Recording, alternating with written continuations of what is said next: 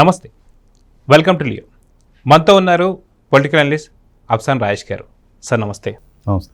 జగన్మోహన్ రెడ్డి చేసింది తప్పే కాక దాన్ని కప్పిపుచ్చడానికి ఎన్నో వక్రబుద్ధులు చూపిస్తూ వస్తున్నాడు. ఏ రోజైతే ఘటన జరిగిందో ఆ రోజు తన అనుచరుడు అయినటువంటి ఒక వ్యక్తి కారు తీసుకెళ్లి పెట్టి పోలీసులు తప్పుదోవ పట్టించిన చూస్తున్నాం. ఈరోజు వైసీపీ నేతలు దాన్ని పట్టుకొని ఆ రోజు పోలీసులు ఆ మాట అంటున్నారని చెప్పేసి మాట్లాడుతున్నారు. ఈరోజు క్లియర్ వీడియో వచ్చిన తర్వాత కూడా ఆర్కే రోజా వచ్చేసి ఇది మార్ఫింగ్ వీడియో అని, ఏ టెక్నాలజీ వీడియో అని చెప్పి అంటుంది. అదేవిధంగా చూసుకుంటే అంబటి రాంబాబు కార్ డ్రైవర్ గుద్దితే తన్నెందుకు అరెస్ట్ చేస్తారని చెప్పి మాట్లాడుతున్నాడు. మొత్తానికి వీళ్ళు బరి తెగించి మాట్లాడడాన్ని ఎలా చూడాలంటారు? అంటే వైసీపీ నాయకులకి ఎలా ఉందంటే, నిన్న లావకృష్ణదేవరాయలు గారు ఒక ట్వీట్ పెట్టారు. Hope it's a fake video, hope nobody died there. అంటే ఆయన ఉద్దేశం ఏంటి, అక్కడ అది ఒరిజినల్ వీడియో, అక్కడ వ్యక్తి చనిపోయాడు అనేది ఆయన వ్యంగ్యంగా అది ఫేక్ వీడియో కావాలి, ఆ సంఘటనలో ఎవరు చనిపోలేదు, ఇది నిజం కావాలి అని చెప్పని, అంటే ప్రాణ నష్టం జరగకుండా ఉండాలి అని చెప్పని కోరుకున్నాడు ఆయన. కానీ ప్రాణ నష్టం జరిగింది, అది ఒరిజినల్ వీడియో. వీళ్ళు ఏం చేస్తున్నారు, లావకృష్ణదేవరాయలు గారు అది ఫేక్ వీడియో అన్నాడు అని చెప్పని నిన్నటి నుంచి అసలు తెలుగుదేశం వాళ్ళని, ఈ మీడియాని, సోషల్ మీడియాని చాలా విశృంఖలంగా దూషిస్తా, అసలు అంటే అరే పచ్చమంద మీ ఎంపీనే చెప్పాడరా అది ఫేక్ వీడియో అని చెప్పని. ఆయన ఫేక్ వీడియో అని చెప్పలా, hope it's a fake video, hope nobody died there అని చెప్పని పెట్టాడు. అంటే చనిపోకపోతే నిజంగా ఫేక్ వీడియో అని చెప్పి అనుకో, చనిపోయి అంటే అవును మనిషి చనిపోయాడా లేదా, అవును అది రియల్ అన్నట్టు, రియల్ కదా. మనిషి చనిపోయాడు అని అంటే యాక్సిడెంట్ జరిగింది రియల్ కదా. యాక్సిడెంట్ జరిగింది రియల్ అయి ఉన్నప్పుడు, మనిషి చనిపోయింది రియల్ అయి ఉన్నప్పుడు అది ఒరిజినల్ వీడియోనే అని చెప్పని అర్థం వచ్చేట్టుగా ఆయన పెట్టారు. అంటే దాన్ని కూడా, ఆ శ్లేషను కూడా అర్థం చేసుకోకుండా ఆయన ఏదో ప్రభుత్వ వర్షాన్ని తప్పుపట్టినట్టుగా, వీళ్ళకి మద్దతు పలికినట్టుగా ప్రచారం చేసుకుంటూ ఉన్నారు. చదువుకున్న మూర్ఖులు అనుకోవాలా, ఆయన రాసిన దాన్ని అర్థం చేసుకోలేకుండా వాళ్ళకి అనుకూలంగా అన్వయించుకోవటాన్ని అనుకోవాలా? ఇప్పుడు ఆ ట్వీట్ చదివిన వాళ్ళకి ఎవరికైనా అర్థమవుతుంది. నిన్నంతా ఏం చేశారు, కొంతమంది ప్రెస్ మీట్ కూడా చూశాను నేను. టీడీపీ వాళ్ళు మార్ఫింగ్ చేశారు కానీ దొరికిపోయారు, చూసారా ఆయన రైట్ సైడ్ ఉన్నాడు, లెఫ్ట్ సైడ్ జరిగింది, ఇట్లా రకరకాలుగా ప్రెస్ మీట్లు పెడుతూ అభ్యంతరకర పదజాలంతో మీడియా సంస్థల్ని, తెలుగుదేశం వాళ్ళని దూషిస్తూ ప్రెస్ మీట్లు పెట్టారు. ఇక్కడ ప్రభుత్వ పరంగా కూడా చాలా కఠినంగా వ్యవహరించి తీరాల్సిన అవసరం ఉంది. ఇక్కడ కొన్ని సంస్కరణలు కూడా జరిగి తీరాల్సిన అవసరం ఉంది. కారణం ఏంటి అంటే, ఇన్సిడెంట్ జరిగింది, వాళ్ళని కాపాడుకోవటానికి వాళ్ళ చిన్నాన్న గొడ్డలతో నరకబడి చంపితేనే సహజ మరణం అని చెప్పని ప్రచారం చేసిన వాళ్ళు.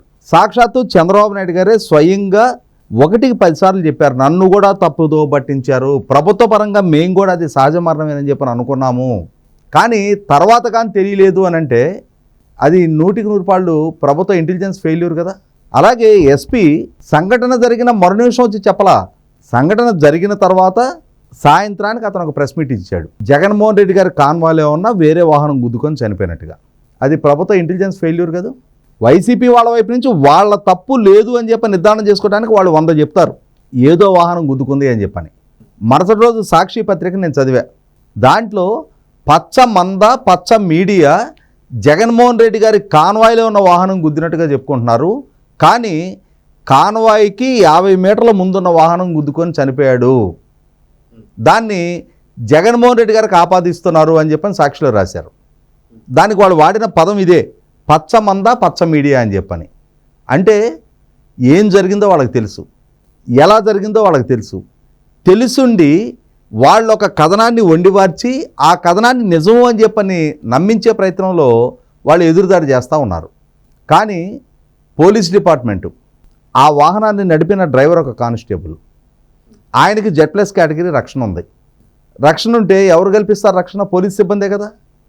ఏం జరిగిందనేది మొట్టమొదట ఆయనకి రక్షణగా ఉన్న పోలీసులకు తెలుసు కదా. తర్వాత ఆయన కాన్వాయ్ ప్రయాణిస్తున్న మార్గంలో పోలీసులు ఉండే ఉంటారు కదా, డ్రోన్ షాట్లు ఇవన్నీ కూడా షూట్ అవుతూనే ఉంటాయి కదా. అటువంటప్పుడు ఏం జరిగిందనే ఇంటెలిజెన్స్ సమాచారం ప్రాపర్గా లేకపోతే అది ఇంటెలిజెన్స్ ఫెయిల్యూర్ కదా. వాళ్ళు 100 చెప్తారు మేం కాదు అని చెప్పని. వివేకానంద రెడ్డి గారి హత్య జరిగితే రక్తపు మడుగులు కడిగేసి ఆ బాడీకి కుట్లేసి కట్లు కట్టి దాన్ని సహజ మరణంగా చిత్రీకరించిన కుటుంబం అది.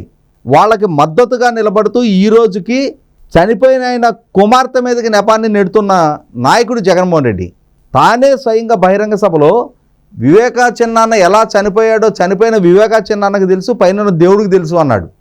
కానీ తన పత్రికల్లో ఎన్నికల ప్రచారంలో మాత్రం చంద్రబాబు నాయుడు గారికి ఆపాదించి ప్రచారం చేశాడు. అటువంటి జగన్మోహన్ రెడ్డి తన సమక్షంలోనే సంఘటన జరిగి తాను కూడా ఆ వాహనంలో ఉండి ఆ ప్రమాదానికి గురైన వ్యక్తిని రోడ్డు మీద మనం చూస్తుంటాం. కొన్ని సందర్భాల్లో కొన్ని విగత జీవులు, కుక్కలు, పిల్లులు లాంటి, కోతులు లాంటి కొన్ని ప్రమాదాలకు గురై కనపడతా ఉంటాయి.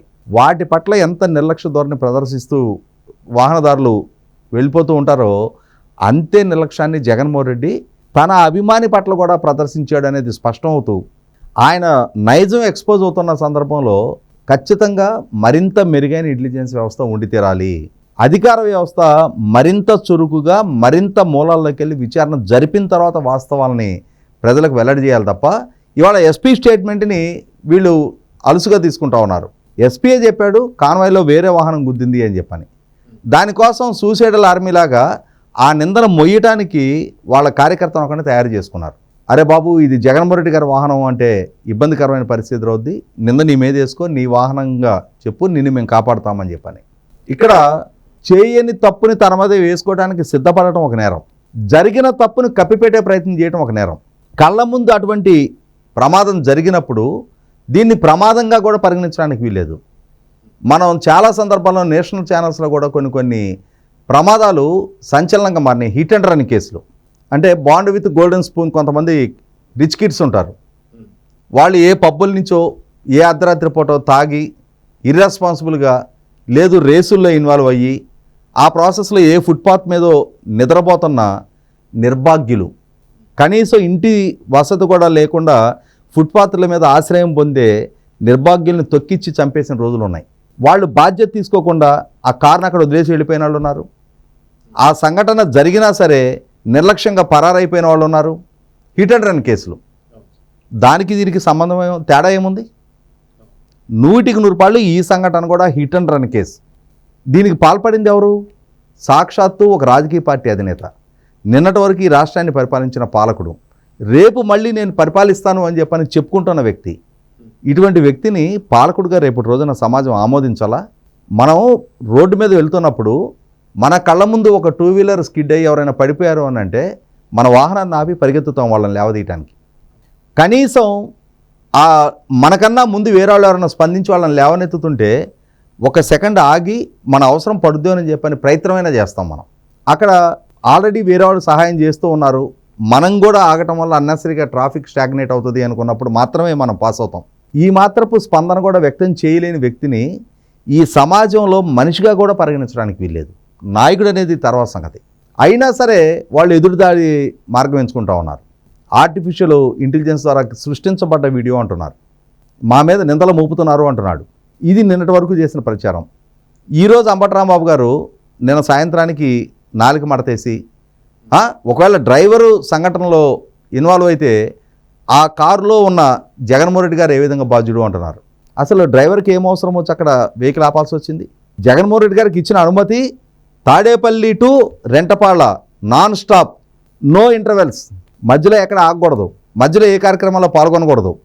మీరు ఈ పర్టికులర్ కార్యక్రమం కోసం అని చెప్పని అనుమతి తీసుకున్నారు, మీరు తాడేపల్లిలో బయలుదేరి ఆ గ్రామానికే చేరుకోవాలి. మధ్యలో no question of irregular gatherings, no question of halting అని చెప్పని ఆయనకు అనుమతిస్తే ఆయన ఎందుకని ఆగాడు? ఆయన ఆపాడు కాబట్టి, ఆ వాహనం ఆగింది కాబట్టి, ఆ వాహనం ఆగుతున్న సందర్భంలో ఈ సింగయ్య కొంచెం అత్యుత్సాహంతో ఆ వాహనం దగ్గరికి వెళ్ళాడు. అక్కడ తోపులాట్లు అతను తూలి పడ్డాడు. ఆ పడ్డ వ్యక్తి మీదకి వాహనం ఎక్కింది. అంటే దీనికి ఆద్యుడు బాధ్యుడు జగన్మోహన్ రెడ్డే కదా. అనుమతులు అతని పర్యటన కోసం ఇవ్వబడ్డాయి. ఆయన వెళ్ళమంటే వాహనం వెళ్ళాలి, ఆయన ఆగమంటే వాహనం ఆగాలి.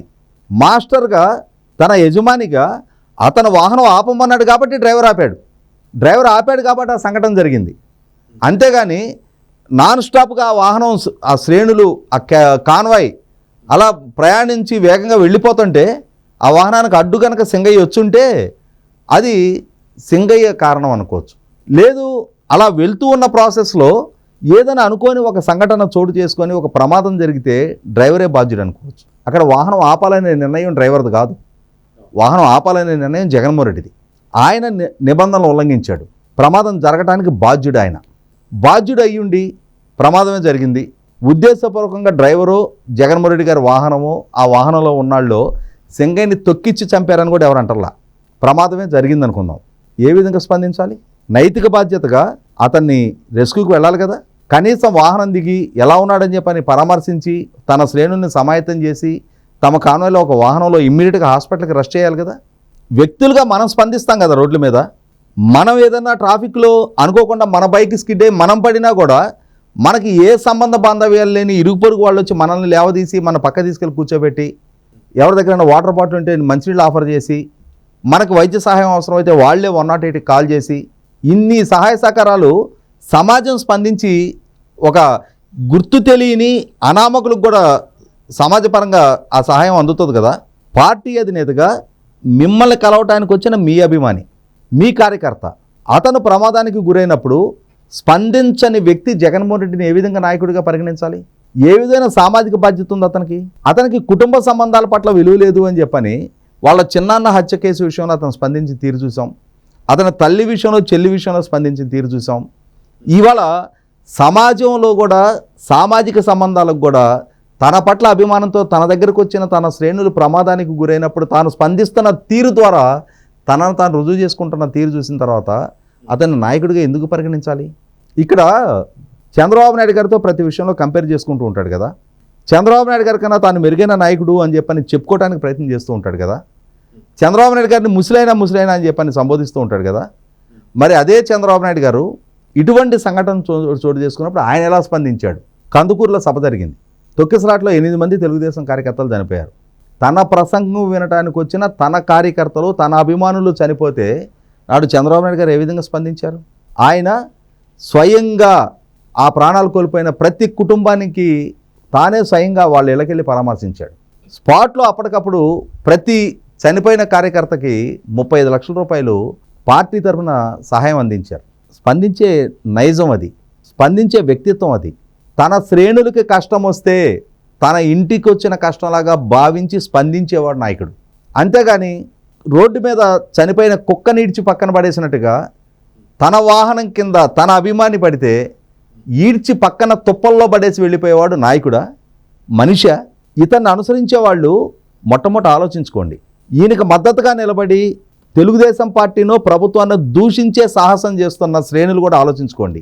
ఎవరిని నమ్ముకొని మీరు ఈ విధమైన తెగింపు వ్యాఖ్యలు చేస్తున్నారో, ఎవరిని నమ్ముకొని ఈ విధమైన దూషణకు పాల్పడుతున్నారో మొట్టమొదటిగా ఆలోచించుకోండి. ఇవాళ సింగయ్య పరిస్థితుల్లో మీరున్నా మీకు ఇదే విధమైన సత్కారం జగన్మోహన్ రెడ్డి వైపు నుంచి జరుగుతుంది. అతని పొలిటికల్ ఎజెండా ముఖ్యం. రెంటపాళ్ళ వెళ్ళి అక్కడ కార్యక్రమంలో పాల్గొనడం అతనికి ముఖ్యం.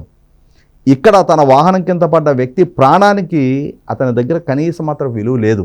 ఇది స్పష్టమవుతున్నా కూడా ఇంకా జగన్మోహన్ రెడ్డినే బ్రహ్మాండం బతికోయిందో అని చెప్పని మేము అనుసరిస్తాము, అతని ఆదేశాలు మేము పాటిస్తామనంటే అది మీ కర్మ, మీరు పాటించండి.